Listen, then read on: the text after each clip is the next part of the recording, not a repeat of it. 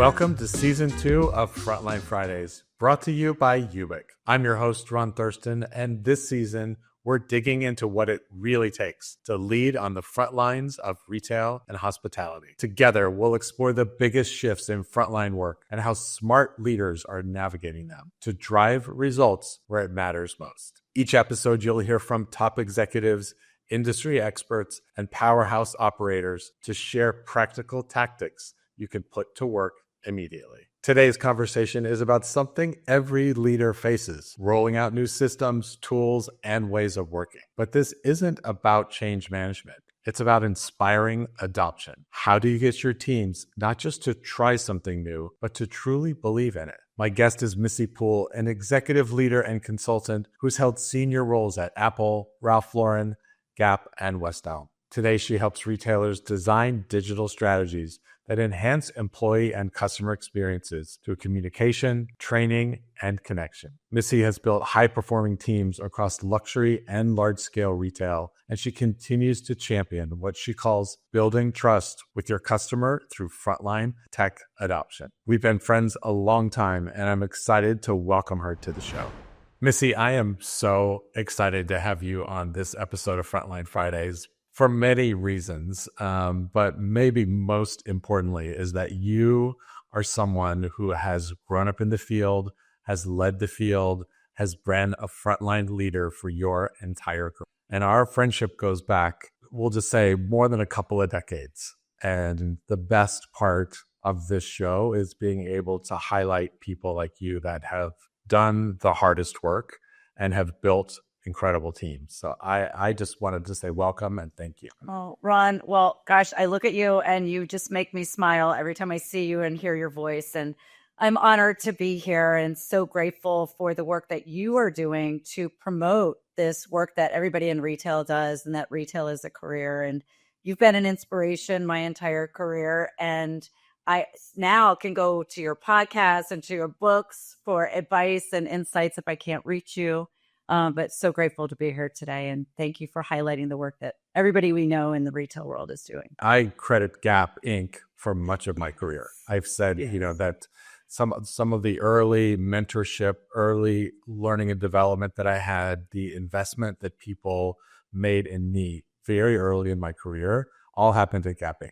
And sometimes it is right place, right time, right leadership team, right investments. And you and I had similar experiences very early Gap. So give us some quick highlights of your career. Yeah, Gap Inc. for sure. It was the foundation where I learned from so many amazing leaders who inspired me, guided me, and were by my side. In fact, there is one person that stands out specifically when I was making my decision to select which company I wanted to work with after college. This person, who would then become my boss, reached out to me at home. I was living at my parents' home on our landline.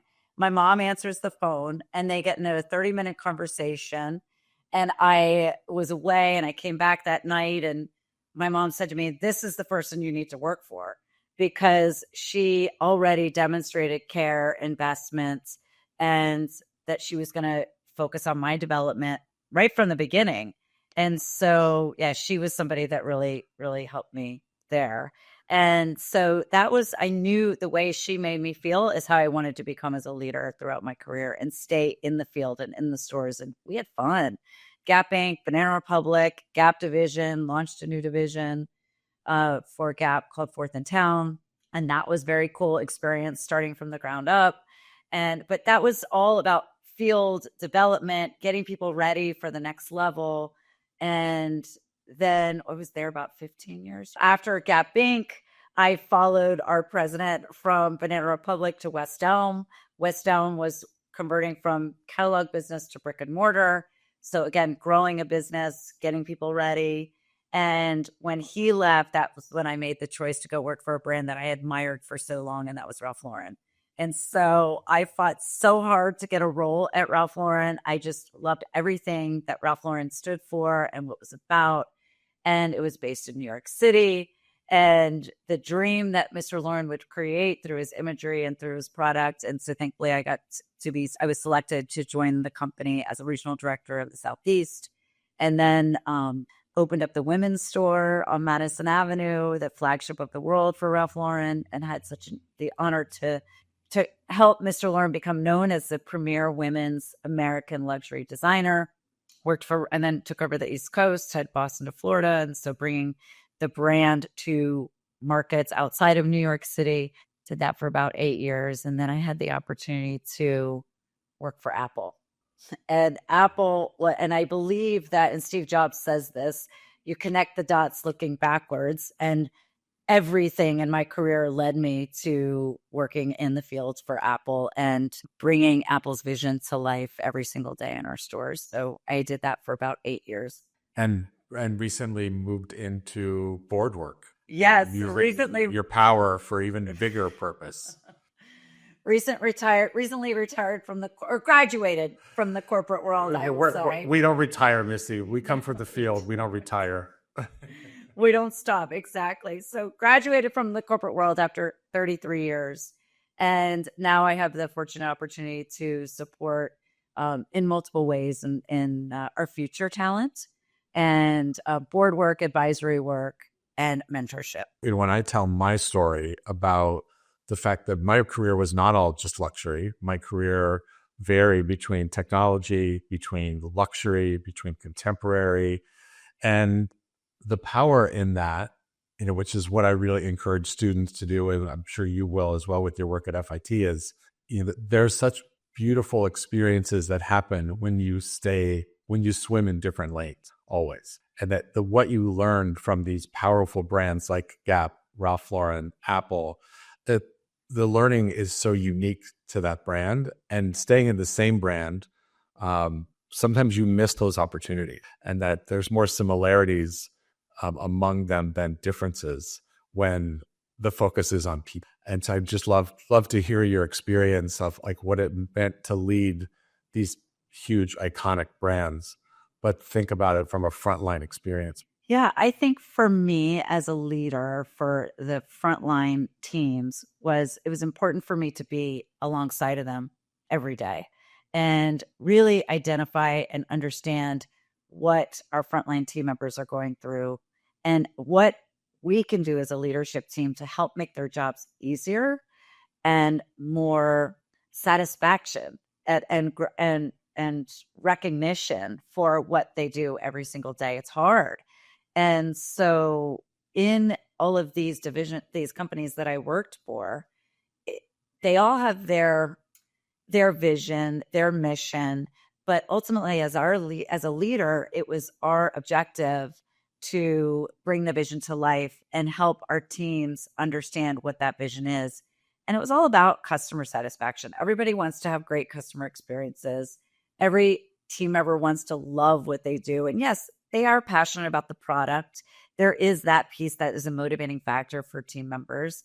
But ultimately is how we lead is how do we instill trust?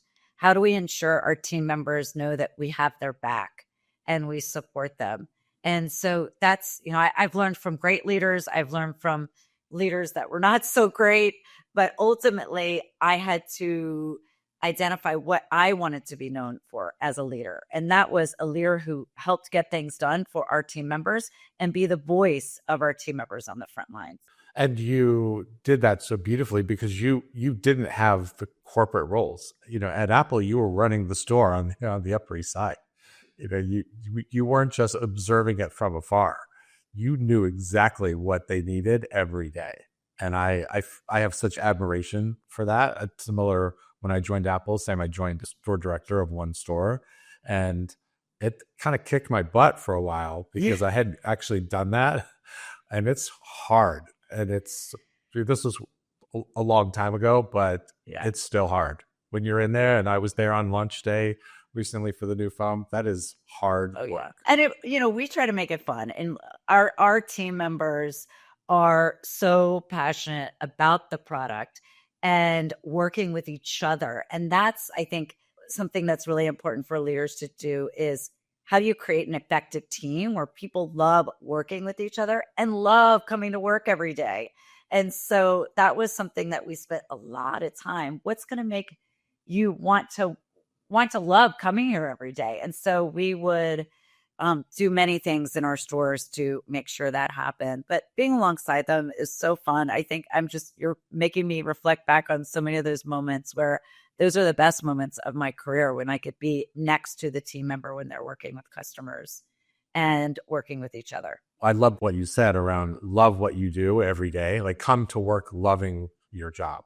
And I think we actually do that better in the field than people do in corporate environment. And it's like, so how do we translate that? It's like, well, what does that mean? Why do we love? And so I guess my question is, when you've walked into these new environments and you're assessing the situation, what's your go-to strategy? What's your playbook, if you have one, to figure out what's actually going on? How do people feel? Yeah, I think the most important thing when you go into a new environment is get to know each person individually. Take the time to spend time with each individual and learn about them. What makes them tick? What's their motivating factor? What are they excited about? What brought them here in the first place?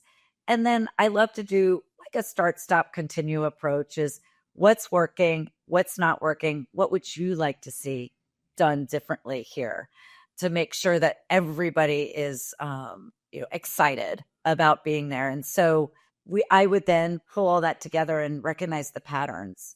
And I would hear from team members say, just so grateful for the time that they were able to share. And I also use that 80-20 rule. So let them speak 80% of the time and you speak 20% of the time, and really go in with a curious mindset, asking all those questions to get to know them, and then take the time to summarize back what they're saying. I love the reflective listening. I have a mentor in my life that really taught me reflective listening.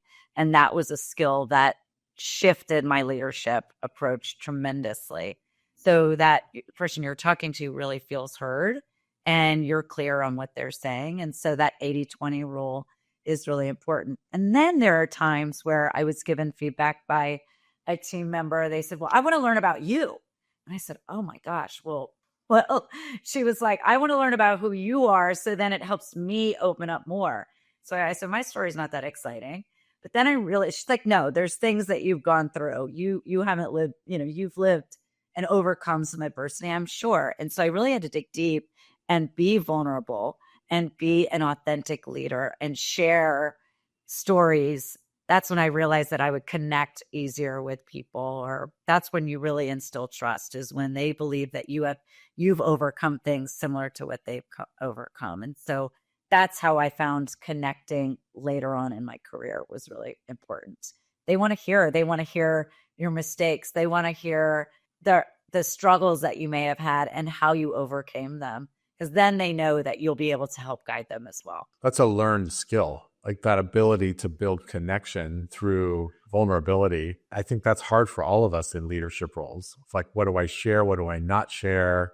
Do I look weak? What does that really mean? I love your perspective on this, is that's how you got buy-in and move them forward faster. I want to move into this idea of adoption, because you have worked for brands that have also led in technology. Apple's an obvious one, but Ralph Lauren at the same time has been a leader in tech adoption. So when you're thinking about how to do this, how do you get trust built from your team to adopt? Because it's the adoption rates on new technology in retail in the field can be rocky. So what's been your strategy around tech adoption? Throughout my career, I really saw the evolution of technology. I mean, I was there during the internet. I'm now, was there now during AI and tools that our team members can use on the front lines that can help make their job easier. And of course, working for Apple, we had some of the most innovative tools to use, but at Ralph Lauren as well. And Ralph Lauren, I remember starting at Ralph Lauren and I would receive books of these beautiful product knowledge books that I think I still have, because I just think they were stunning and beautiful. But it's not, you can't scale that. You can't So we knew we had to move to digital training and digital clienteling and information. We were using AI before it was called AI. And many companies, the companies I've worked for, we were using technology before it actually had a tag name associated. We were using augmented reality in West Elm prior to it actually becoming a thing. And so I think that what's really important is to understand how the impact it will have. And when you're helping people adopt to this new technology, it is getting them to try it. It's finding the team members that know how to use it effectively and pick up on it quick, and using those people to help everyone else adopt to this technology. Because for some people, technology is very easy to pick up. If you grew up with technology, we have team members that were born when didn't know life without an iPhone. I'll say that. So there are team members that only know life with an iPhone. Those are the people that know technology and pick it up really quickly. And then there are people that had technology later on in life. So there is the adoption rate can shift based on people's experience with it. So I think when you get people to utilize it can be scary. And so you have to identify those people that need a little bit more time to understand how to use it, but then see the value of it, because technology can make our lives so much more efficient and effective if used appropriately. But it's really taking time, investing the time in those that need a little bit more time to adopt. And then when they see the success of it, and then it's the practice, and they can see, like, for the frontline team members, they can add so many more clients to their database if they're using technology. They can have more effective relationships with clients using technology. They can personalize their relationships with clients through technology. So there's many ways to utilize it. It's just getting that buy-in from the beginning, taking the time with those that may struggle with technology. And there's still people today, I'm advising different companies on using technology, that it's sitting down with them. It's showing them how it can be useful, and then giving them the time to practice and recognizing the successes that they have. And clienteling is one that I think is so tricky, because you are introducing often technology to a human relationship. I'd say, well, then how does my human relationship evolve? My clients want this and my clients want that, and this is how I communicate, and I only text them. I only text them on Tuesdays between 5 and 7. And like, you and I have heard it all. And I remember building with our mutual friend, mentor, Matt Marcotte, I remember building clienteling solutions at Tory Burch. And this is before they were available to buy. So in the build years. And I remember visiting stores and they would not use this technology. I'm like, absolutely not. My clients are in a binder, and I text them, and that's how it is, Ron, and you need to get over it. And so I think that there's this evolution that continues to happen, but sometimes the most important part of any retail business is the human relationship. To not try to take that, literally taking a binder out of someone's hands. We were threatening to do that, of like, I'm going to throw your binder away if you don't use this technology. And reflecting back, I'm like, why were we so aggressive? Like, why were we forcing people to do that? I'm just curious if you've had like great experiences or things that really surprised you when you were talking about it. Yeah, I think where I've seen it work is when you have the data to back up what you're sharing. So, for example, what I've seen is we know customers have shopping patterns. When they shop for a product and a fit, they will purchase it in multiple colors. And so if you have that customer shopping buying patterns, and you can show your client specialists or your team members that they will have success if they reach out in this way, and this is proven, that's where they'll get buy-in. And so we encourage them to try it. We're alongside with them. We're showing that, help. A lot of times people weren't sure how to communicate to their customers or what to say. Now there are some amazing tools on how to do that with AI. But, our leaders can guide them on what to say, and be there with them and coach them and give them feedback. And then we would see the success of the customer response. And when the customer responded to what they were saying, we'd celebrate that. And Right. so that's where we would celebrate in front of everybody. So then everybody said, well, wait, I want to do what they're doing. Because especially with commission-based team members, they would see that their paychecks were impacted when they're utilizing these tools and these resources.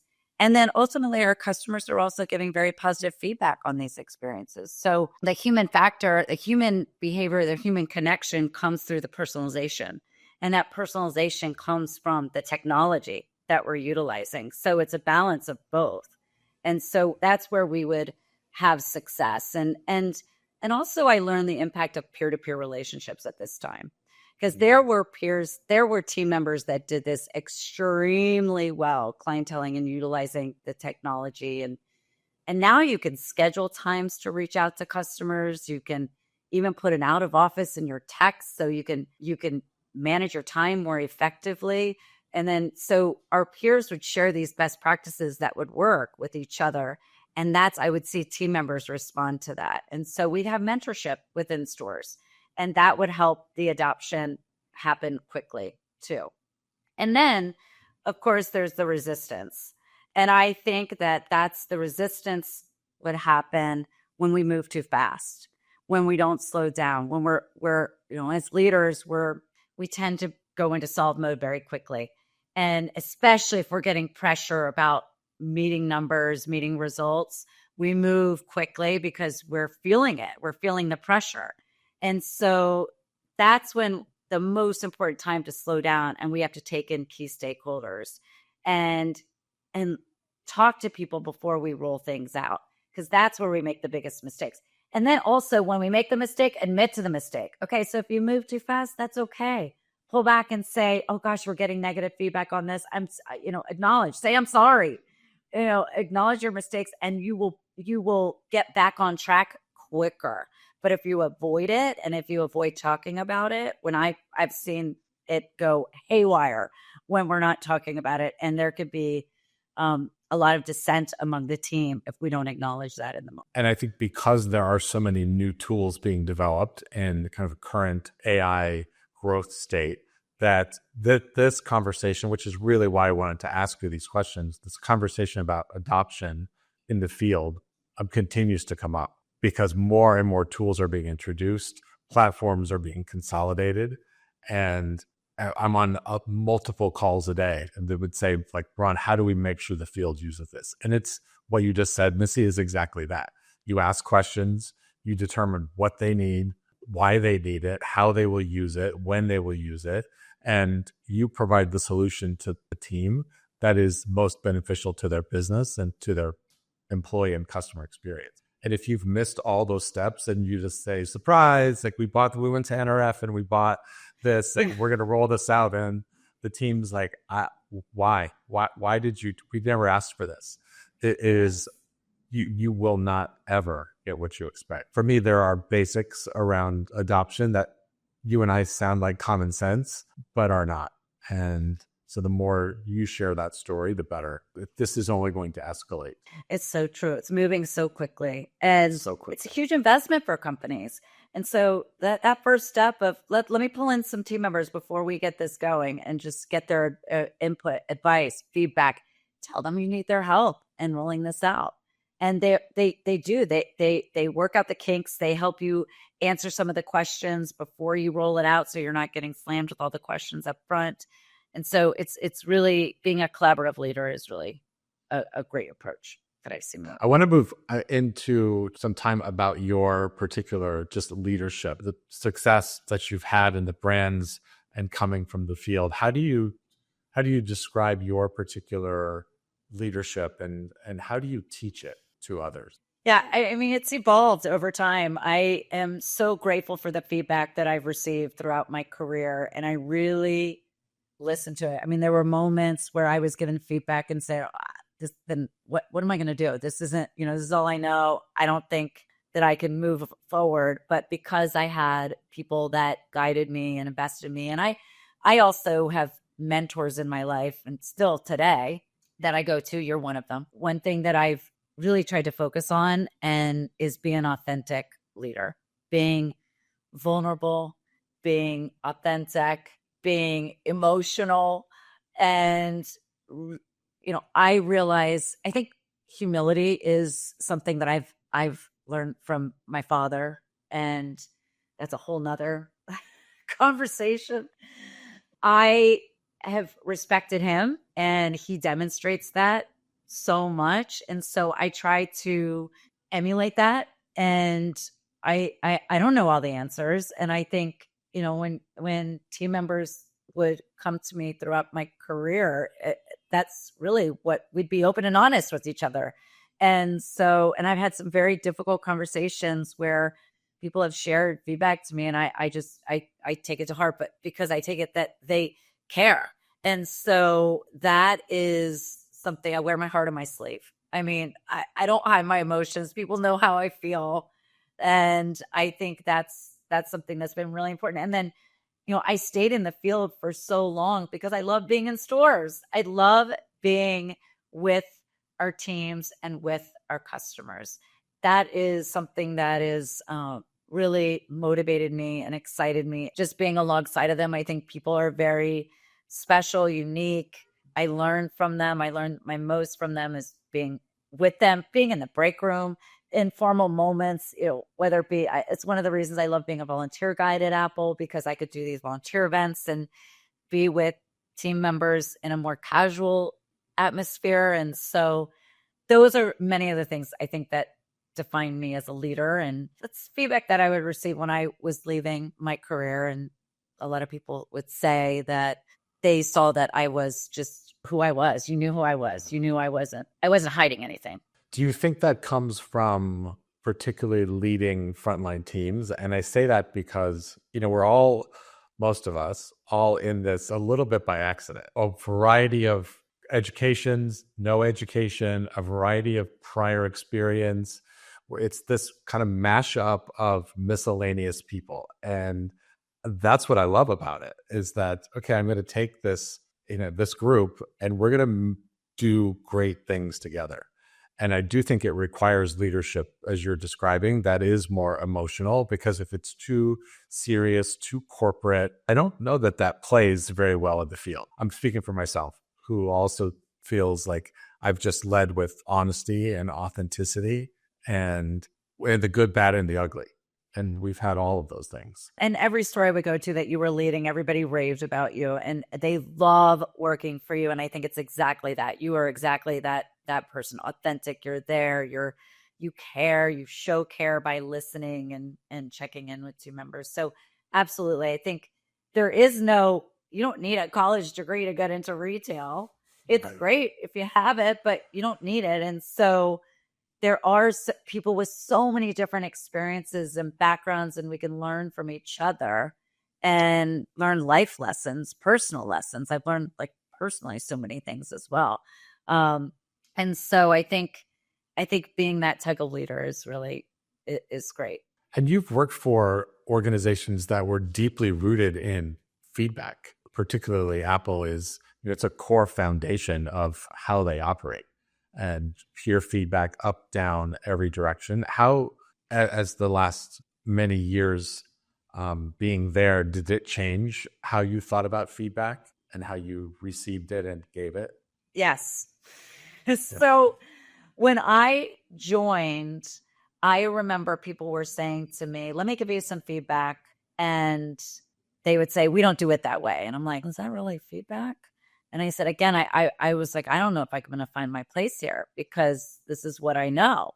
But feedback really is something that you take the time to seek to understand why somebody did something. And so that I took that with me. That was something that I take with me professionally and personally, is I want to understand why somebody did something before I give them feedback, because they may tell me something that I wasn't even thinking about.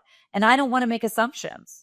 And that's like reducing that bias when I'm giving somebody feedback was really important for me, because it helps.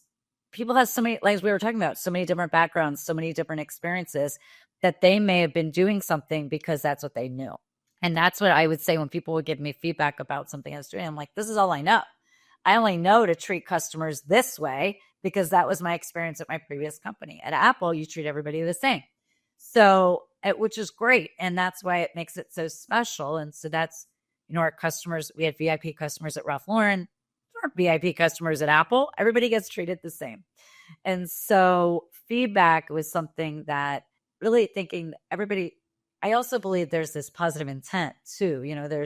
There is, everybody wants to do 99.9% of the time, people want to do a great job and they're doing things because they think it's the right thing to do.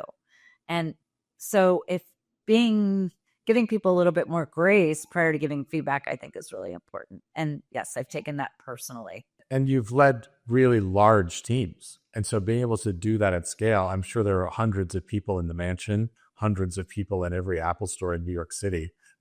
How do you do that at scale? Like that's great leadership. Yeah, I think that what I've seen work is when you empower team members to do it with each other and do it with each other and focusing on those steps, because it can go, people get defensive, because I've heard people say to me, well, I gave them feedback and they got a little defensive. And I'm like, well, how did you get the feedback? And so when you skip that step of asking questions or not making assumptions when giving feedback, that's when somebody can get defensive. Again, personal relationships, I saw that happen.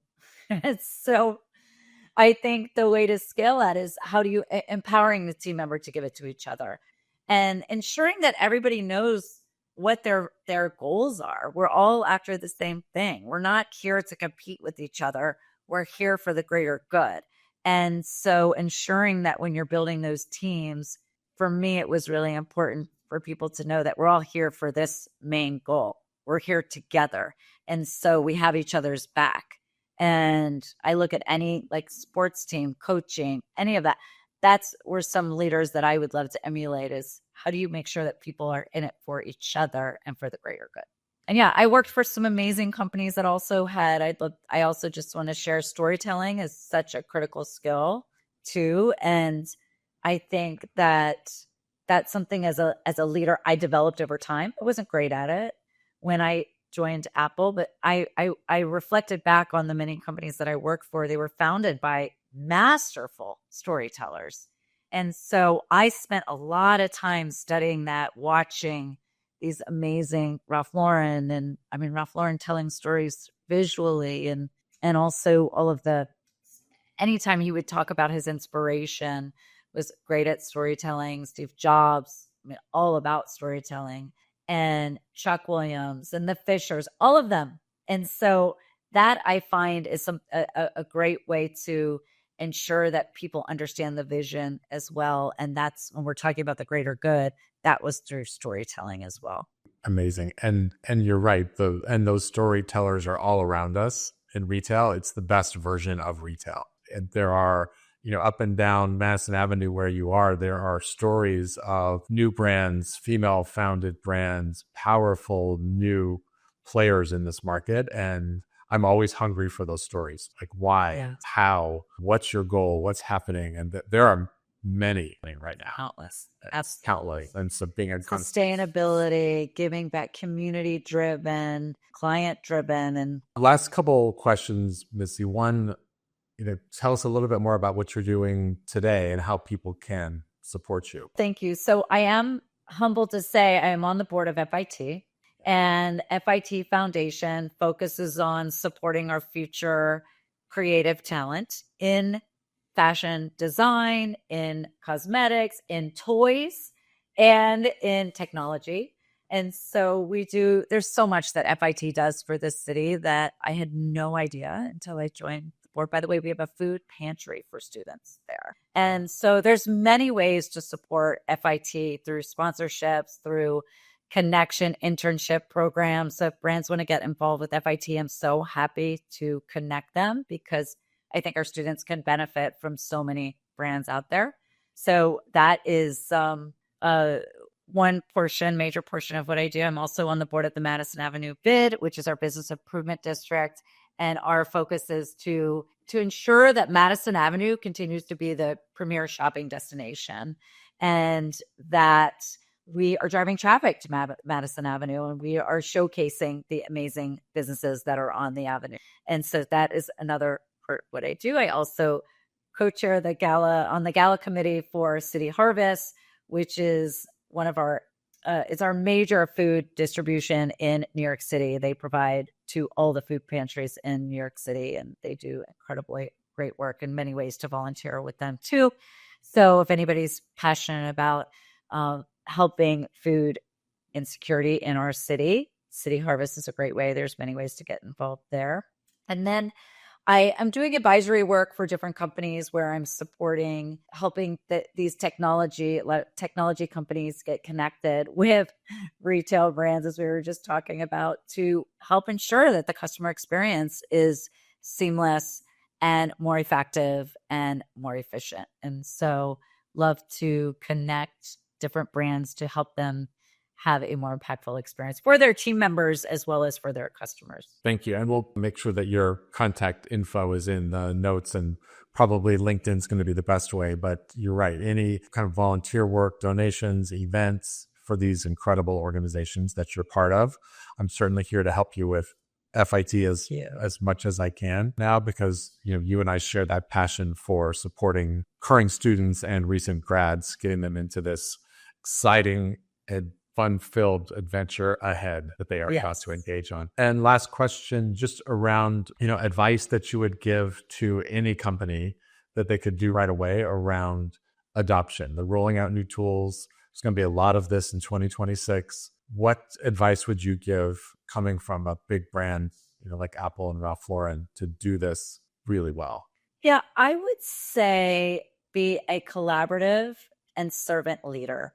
Identify your team members that you've built trust with and have influence on the team, and pull them into any rollout of any new adoption. Build the why together and how it will benefit those that are using it. Create the story together, so everyone could be aligned on the message, and then get out there with them on day one and bring it to life with them side by side. I loved when corporate team members would come work with me side by side in the stores. It showed that they really cared about what they were rolling out, and then also help troubleshoot if there were any issues.